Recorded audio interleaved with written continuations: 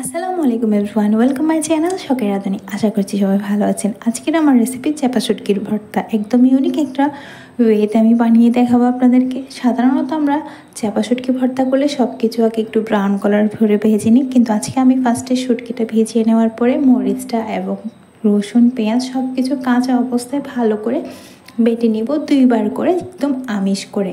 আর মাছটা বাটার সময় মাছের যে কাঁটাটা আছে ওটা নিয়ে দিব। ওটা নিয়ে নেওয়ার পরে এবার খুব ভালো করে বেটে নিব। এই বাটার সময় একটা সুন্দর ফ্লেভার, কিন্তু কাঁচা মানে শুটকির একটা সুন্দর ফ্লেভার আপনার নাকে লাগবে ভালো লাগবে, বিশ্বাস করুন। একবার হলো যদি এই রেসিপিটা ট্রাই করেন। বেটে আমি একটা বাটিতে নেওয়ার পরে এখানে আমি 2 চামচ মতো লেবুর রস দিয়ে দিব। একদম ঝাল, হালকা একটু টক, একদম সুন্দর একটা ফ্লেভার রইবে। এরপর আমি একটা ফ্রাই প্যানের মধ্যে সরিষার তেল দিয়ে দেবো, 1 চিমটি মতো দিয়ে দেবো গোটা আস্ত জিরা, একটা সুন্দর ফ্লেভার বের হবে এই আর কি। এরপরে দিয়ে দিব যে বাটারটা আমি রেডি করে রেখেছি ওটা দিয়ে 2 মিনিট নাড়াচাড়া করার পর আমি আমার স্বাদ অনুযায়ী লবণ দিয়ে দেবো, দিয়ে আবার একটু ভাজবো।